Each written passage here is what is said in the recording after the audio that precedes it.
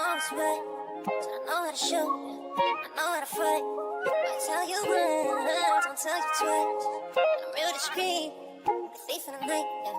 If I call you girl, I know it's right. So I know how to shoot, I know how to fight.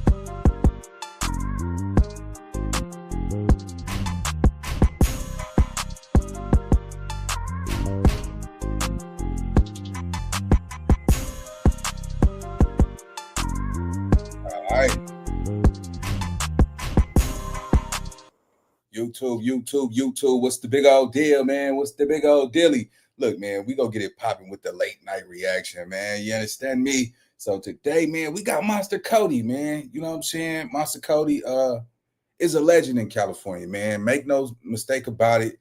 He is definitely an iconic legend to gang culture, right? And hey, it was just on the list. So, you know, we go. The reaction to Monster Kody, man. It don't matter where he from, man. It don't matter about none of that when you reach my age. It's just a story and a legacy that he left behind.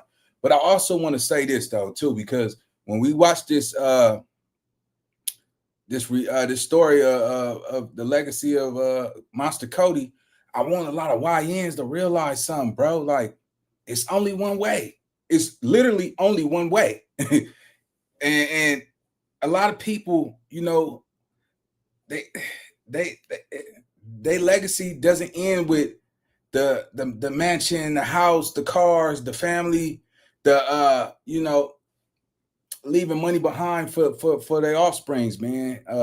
And gang culture, man, you leave a lot of people disappointed. You see what I'm saying? Now, yeah, we go get into the reaction of what he accomplished, but what Monster Kody accomplished was only predicated off of violence. Now, he did some good things, you know what I'm saying? He wrote books, he told stories. Man, he was an author. So he made some accomplishments in the end of his journey. But I definitely want to just say this to all the YNs, man. You know, in those days, man, that was what life was about. You see what I'm saying? We don't want to keep seeing, you know, people want to follow behind footsteps of Monster Kody. You know what I'm saying? Because his stories were straight vicious and ruthless, heartless, and it was appealing to the eye. But at the same time, man, hey, that was that man's story. And yeah, let's get to it, man. Shout out to On Point Stories, man. Another one, you did it. Let's get it. Let's go. All right. Wow. Do you have any idea how many people you've killed? No. But you remember doing it?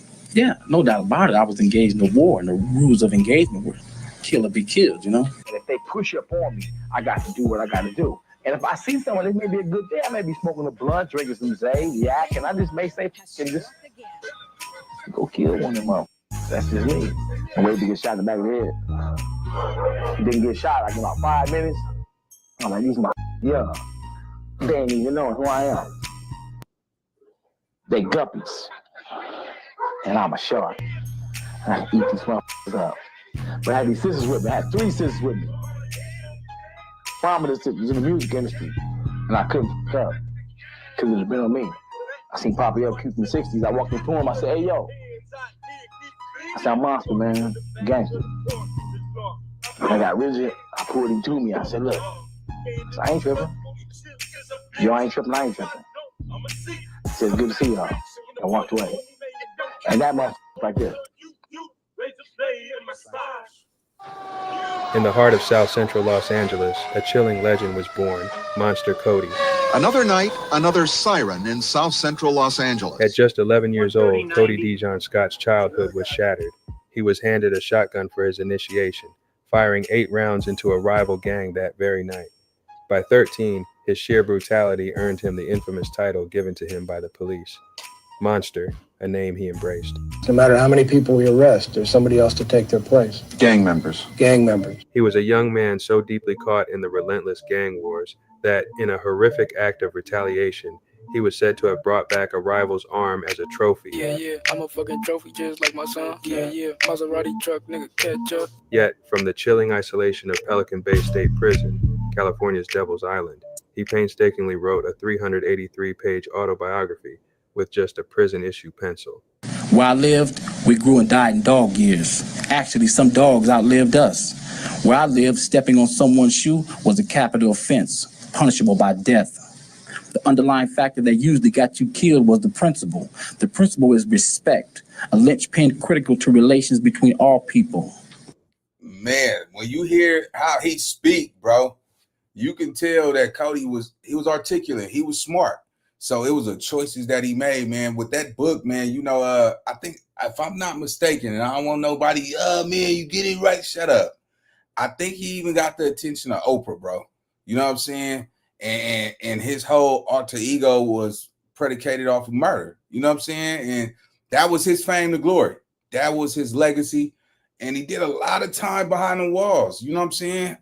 But, you know, like I said, he's not the only one, man. Coming from where we come from, man, that's how, you know, to live and die in L.A. Those are the living legends. People like, you know, Monster Kody and a lot of good men that went ahead and died that, you know, that got that high body count that was known for putting that 187 down publicly, right? But at the same time, he died with nothing. You see what I'm saying? Like, I'm talking about something to leave on to his family. What did he leave to his family? You see what I'm saying? In your last days. So a lot of times when we out here on this blacktop, bro, we don't even look at it like, damn, when I die, shit, nigga, like everybody that you leave behind, what I'm gonna leave them? Especially if you spend half your time in prison, if you spend half your time, you know what I'm saying, gang banging in them streets, man, make sure you leave something behind for them kids, man. If you have kids, if you don't, nigga, go ahead and throw your life away. Nigga, I don't give a shit. Let's get it. Let's go. But magnified by 30 in the ghettos and slums across America. Are you proud of these words? I'm proud of the words, yes. Not necessarily the deeds, but I'm proud of the words. How does a man like this transform from a feared general to become revolutionary and an author, only for his uncompromising truth to inspire a new generation rather than deter them? This is the complex, unforgettable story of Monster Kody. It just couldn't come fast enough because there were too many other children that were having the same kind of problem, parents having the same kind of problem, and there were too many people ahead of my little guy. And as time was moving on, he was moving on. So there was just no help. 260 in my face. I look in his eyes, though. He looking above me. So I say, 30 of them motherfuckers right on top of me. I'm like, oh. I'm gonna shoot out of this motherfucker. Man, big monster. Got into it with him when I first met him. He was tripping. At the club. We had a club called not the Royal Aces. We was at. All right, yeah, man. You know, just seeing my boy, you know what I'm saying? Lil Saudi, rest in peace to Lil Saudi, man. That's somebody who I had a good chemistry with. And my nigga Sandman, rest in peace to my homeboy Sandman from A-Tray Gangsters, right? Yeah, I went to Washington High School, man, and I actually stayed in the A-Trays for a little bit, man. You know what I'm saying? I was able to run with some of them cool dudes that knew where I was from. They knew what I was on. I was on gang banging. They was on gang banging, but we was neighbors and we was just cool. But yeah, man, I knew some good niggas over there from A-Tray Gangsters, man. A lot of them that went on to the next world they in. But yeah, man, when it's, you know, the only difference between, you know, just enemies, rivals, and all that shit.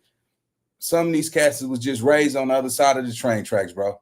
They humans just like you. They real ninjas just like you. You know what I'm saying? Some of them got the same thought process just like you. And half of these wars, and they 40 some years old. You see what I'm saying? And gang culture, you're trained to hate this side for some shit that happened 40 fucking years ago. Ironically, when you get a chance to sit behind them walls, or you just happen to live in one of those people neighborhoods and all that shit, and you find some cool ones, like, and I ain't tripping, bro. You over here with your family and shit. I ain't gonna make no fuss about that shit, nigga. You know, I got a family too, nigga. Shit, matter of fact, my grandma stay in your hood. You know what I'm saying? That type of shit, nigga. Like, y'all, nigga, I ain't here, nigga. Hit the blunt. You know what I'm saying? Just the wars, bro. When we look at what gang culture done, man, we have buried more of our own people than any other KKK, LAPD, nigga. We done buried our own, nigga, just for being raised on the other side of the train tracks. Now that I'm older, it's just mind blowing. It's baffling, and you see the buffoonery that takes place with this shit, man. And Monster Kody is a legend, man, for real. But I'm looking at the positive side of him, even though he's telling his story, which is his story, and by all means, his right. You know what I'm saying? But his legacy was predicated off of murder, his own people. You know what I'm saying? And I don't care where you from. You know what I'm saying? You knocking nigga down, just then the book. If y'all know that book, nigga wrecked him, man, and shit like that. But anyway, let's get to the content, man. Yeah, man, it's an interesting story, man. This is definitely one for the books. This is definitely a history. Let's get it. Let's go. Player's choice. One night, gang of homies deep, he was just tripping because a lot of little homies didn't know who he was, and we don't go for that. You supposed to know who I am. Saying I was the only one that spoke out and tripped back, but he gave me respect after that. In the heart of South Central Los Angeles, a legend was born, a name that struck fear and commanded in a twisted but understandable form of respect. Monster Kody.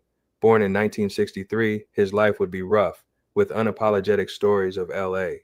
His story began as a bright, curious young man who would transform after he joined a gang and became a general, then, against all odds, turned into a profound author. I'm uniquely qualified to write 383 pages of life for this generation, and that's what I've done. So it's 383 pages of gore, no doubt about that, but it's reality. It happens every day. When them dudes put out the pistols to me, man, who was that, man? It was these fools from New York, this gang out there called A-Team. These fools was mad because I told them I wasn't fucking with them no more.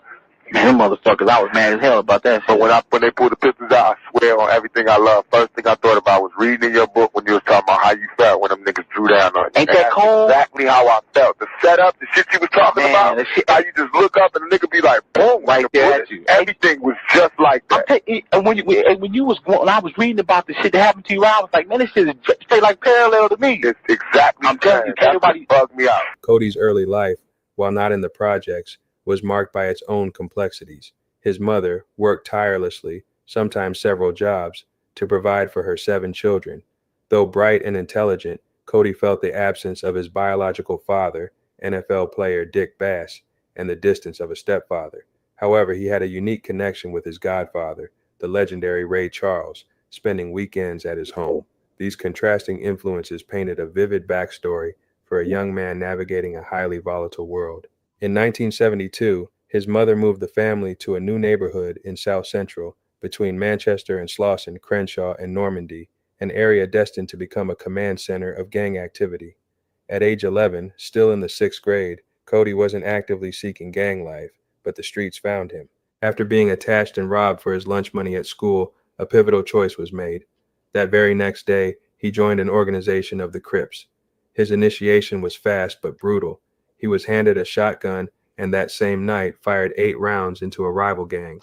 For Cody, it was a matter of survival, a desperate grasp for power in a world where being a victim was a death sentence. The streets offered a measuring stick entirely different from society's. Here, respect was earned through aggression, through being a gunfighter. And Cody, drawn to the perceived freedom and victory of the victors over victims, was a quick study. He found mentors in older, legendary Crips like Tookie Williams, who had a commanding presence and a reputation that preceded him. Cody would often be found at Tookie's house, gaining wisdom, or with the older members, captivated by their stories. He even recalled a time when, as a young, hungry member, he stole the egg out of Raymond Washington's sandwich, which painted a picture of an unspoken hierarchy and the constant struggle for value. It was in this environment that he learned the gang's military-like structure, its missions, units, and commands. At 13, an incident would form his name into the gang. A brutal beating he inflicted on arrival, disfiguring the man, prompted police to declare that whoever did this was a monster. Cody embraced the nickname. From that moment, he was Monster Kody. Monster Kody quickly rose through the ranks, becoming an original gangster. He dropped out of school, dedicating his life to his neighborhood and its relentless wars. His involvement spanned everything from carjacking and robbery to shootouts. He viewed it as a war, a brutal struggle where the rules of engagement were simple: kill or be killed. The ultimate goal was reputation, climbing the ladder of respect in a world that offered no other objective recognition. The mid-1970s saw a rise of gangs, and his gang, the 8 Trey Gangsters, found themselves caught in a deadly conflict with the Rolling 60 Crips.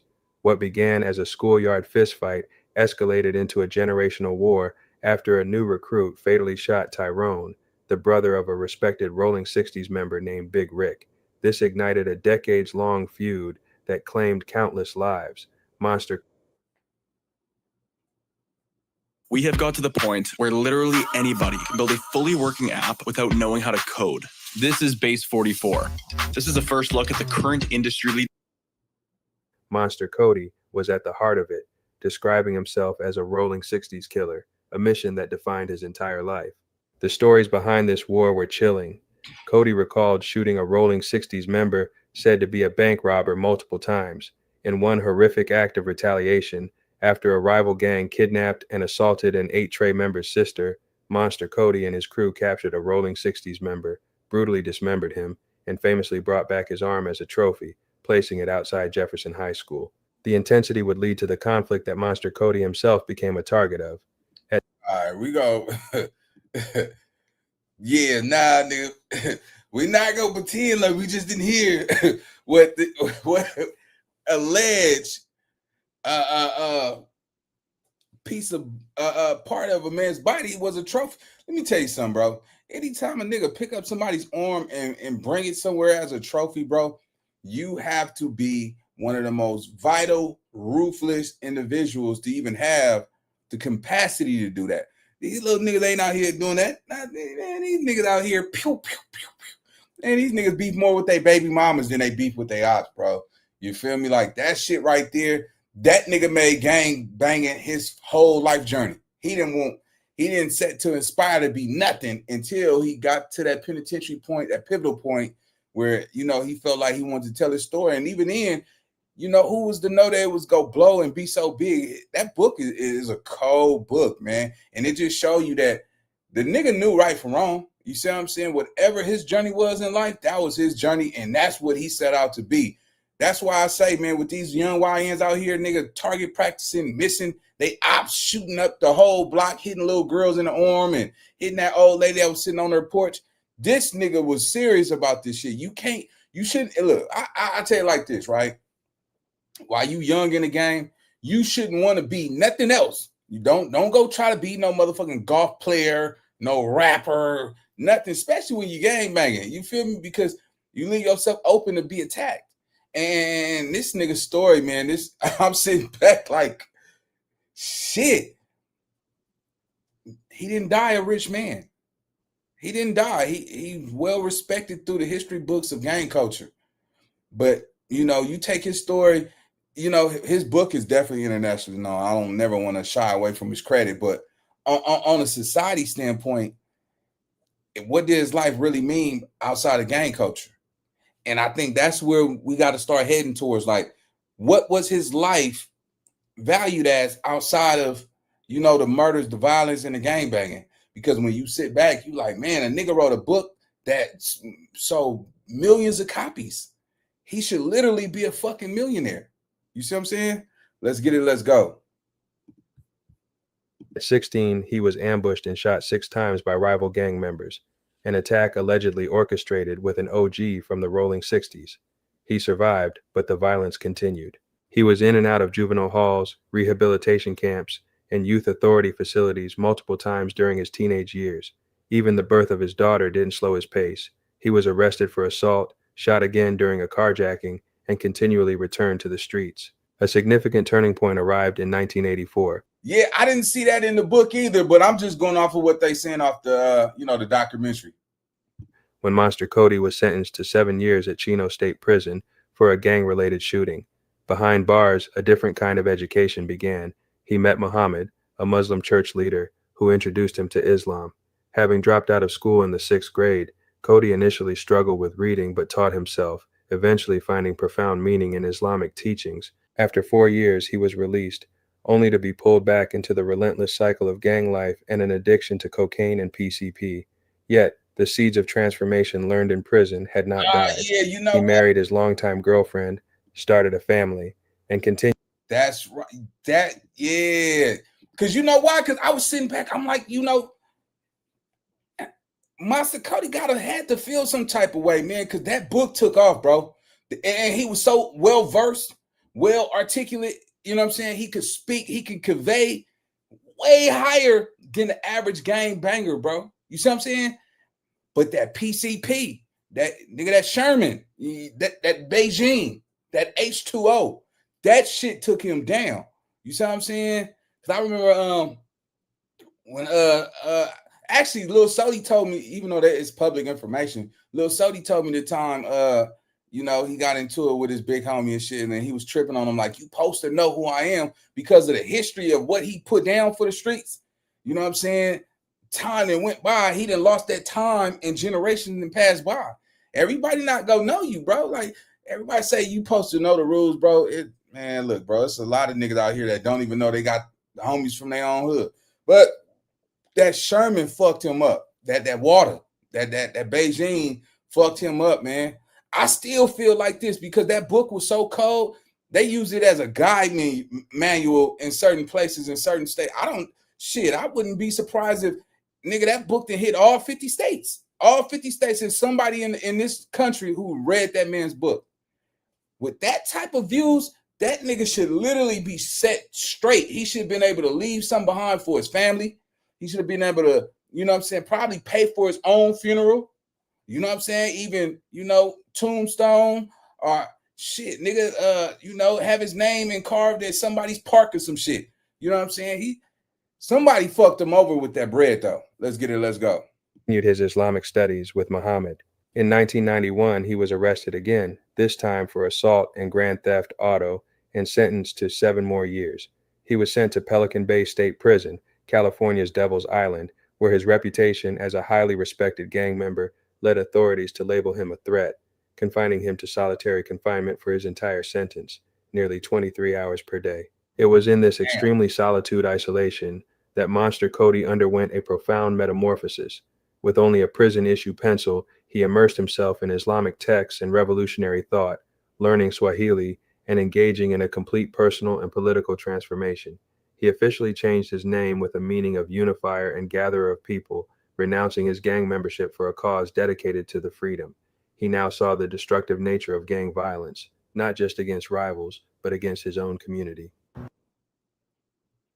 Nigga waited till he went to prison to realize that shit. I joined the A-Trade gangsters when I was 11 years old. For the first year, I was just a wannabe, doing things to try to tag on to the gang, to get known in this light. And I found out early on that it's the most courageous acts of violence, the things that no one else do, that will get you a reputation. To me, we're going to stop right there. Right there. Let's stop right there. Y'all heard what he said? The most courageous acts of violence. You see what I'm saying? So when we look at the altitude, the magnitude of how his legacy was accomplished, it was because he committed the most outrageous acts of violence. And don't get me wrong, you can't take nothing away from what he accomplished when he was, in the SHU program, 23-hour lockup. That was later on down the line in life. But his gratitude of just murdering shit, killing shit. It just goes to show you at the end of the day, it's always light at the end of the tunnel. But he was only well respected based upon his courageous acts of violence. That's it. And that's something that these YNs need to understand, because it ain't no real respect in this shit unless you go hit that field trip. You know, you bounce out that car, man. You catch that boy at that taco stand, nigga. You bounce out and you push his noodle back. You see what I'm saying? You walk up on him, hit him in the chest 3-4 times. You know what I'm saying? Because you won't be putting it on your dead homies when you really doing that. I just listen to all these niggas on the dead homies. I just heard nigga Whack 100 catch ATM Richie in the lie. That nigga put it on his dead homies 1,000 times and admitted he was lying. So that just goes to show, man, a lot of these niggas don't understand, bro. When you really dedicated to this life, you know what I'm saying? When you in it, you not putting it on your dead. You respect them. You respect the dead. Because you know you got to die sometime too. You know what I'm saying? But yeah, nah, man, I just when I hear, you know, him speak, I'm like, shit, man, you know, I think I respect what he accomplished in his his journey on this earth. In the beginning, I don't respect it, you know what I'm saying? Because some of his courageous acts of violence was unnecessary. You know what I'm saying? It's nothing to be proud for. It's nothing to, oh, wow, that nigga just killed that nigga for no reason. Nah, that ain't nothing to respect. But that book, man, I think is very, very, very important that people understand. You know, make sure you accomplish something before it's too late. Let's go. That time, the purest manifestation of power was to be in a car, a stolen car with 4 weapons, with 4 people, and high narcotics, and to be rolling through an enemy's neighborhood. The surge of power that you get because you have life and death in your hand because you're carrying weapons and they're not. Or even if they are, you get to jump on them. The satisfaction you get is knowing that you're in control. And at that age, it's very easy to feel powerless because a lot of us are powerless. So we join gangs, as I did, for the power to be able to say, this is my crew, this is my posse, these are my homeboys, and let's go do this. What drives me is logic, my logic, which may be fostered or fueled by hate, but it's not the hate that drives me, because hate blinds. What drives me is the logic that I'm right, I'm doing the right thing, that what I do when I pick my weapon up, I'm going to defend something I believe in that's right. We deface the enemy where he's not even human. Like the Vietnamese were called gooks. You know what I mean? You deface the enemy. You destroy him or his humanity in your mind first. So when you shoot him, it's easier because you're not shooting a human. You're shooting a Slav, or you're shooting a gook, or whatever type of the name people put on people. And so it's not that we're victims of hate. We're victims of an exploitive economic system, but predicated on hate. Well put. Driven by hate initially, but it's so far in the stages now that hate is not even the point of, because there's so little contact between us and them now. From his solitary cell, he wrote Monster, the autobiography of an LA gang member, a 383-page frightening portrait of life in the ghetto. His literary agent sold the book for $250,000, and Hollywood soon came knocking for movie rights. Critics would compare it to the works of Malcolm X and Eldridge Cleaver, with the New York Times praising its unflinching reality. It became a sensation, selling 300,000 copies and earning him over $800,000, all while he remained incarcerated. But the book... What? Nick, man, millionaire.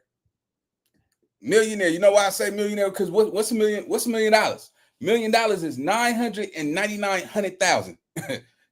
Man, shit, niggas. What happened, bro? His life could have been cold game. That water fucked him off, though. Smoking that water, you dip that cigarette. You think it's just a Newport and that mother, your body activating shit? I know how them niggas do it, boy. Shit. Let's go. Intended to expose the brutal truth and destructiveness of gang life, created an unintended paradox. While outsiders were shocked by its gore, A new generation in the streets was inspired, viewing Monster Kody not as a warning to gang life, but as a hero to emulate. I want to read you something that you wrote. My participation in the gangs came as second nature. To be in a gang in South Central when I joined, and it's still the case today, is the equivalent of growing up in Grosse Pointe, Michigan and going to college. Everyone does it. Everyone does it. And those who don't are considered weak, because now we have a measuring stick, and the measuring stick is to be a gunfighter, to be a fighter. You know, that's the measuring stick, the manhood in our community now, as was the case then. Released in 1995, he was a changed man, but the shadow of Monster Kody followed him. He attempted to live a normal life, spent time with his family, and continued his advocacy for an end to intergang violence and for new African independence. He became an organizer, someone who, by transforming from a Crip to a revolutionary, was perceived as a threat by authorities, leading to continued scrutiny and arrests. His ongoing battle with drug addiction also blurred the lines between his transformed self and his past persona. What did you like about the people that were in the Crips in your neighborhood? The power they seemed to wield. They had this allure. They were free. See, you had two classes. You had the victims and you had the assailants. And the assailants always seemed to be my heroes because they seemed to come away victorious. In his later years, clean and sober, he stood as a man who believed in land independence and socialism. His own children, who helped him change his path, never joined gangs. He used his words, now more potent than any weapon, to reach others, to make amends for a life once dedicated to destruction. However, the legend of Monster Kody would be difficult to escape. Even in his transformation, many still referred to him by his old name, a mark he left on the streets of South Central. All right, yeah, man. See, now that part right there, yeah, you know, in his last days, man, he tried to get it right. And sometimes, man, you take too long. You take too long to try to get your life on track, bro. Man, you end up short at the end of the stick, man. And that's cool. His kids didn't come out gang banging. You know what I'm saying? So that's something to definitely look at. But y'all drop y'all opinions in the comment section. Let me know what y'all think, man. This is the, you know, the one of the deadliest, you know what I mean, legends that ever walked and roamed this earth. Just one, because this one, they all over. Don't get it twisted. Monster Kody is not the one and only. It was thousands of this man of Kodys all over LA. You know what I'm saying? But hey, man, y'all let me know what y'all think in the comment section, man. And I'll definitely see y'all in the morning, man. I've been super busy. So yeah, man, y'all gotta excuse me if I ain't been super consistent. But I'm working on it. And yeah, man, make sure y'all like, comment, subscribe. And yeah, I'll see y'all on the other side. Let's get it. Let's go. I know how to shoot, I know how to fight. I tell you once, don't tell you twice. I'm real discreet, thief in the night. If I call you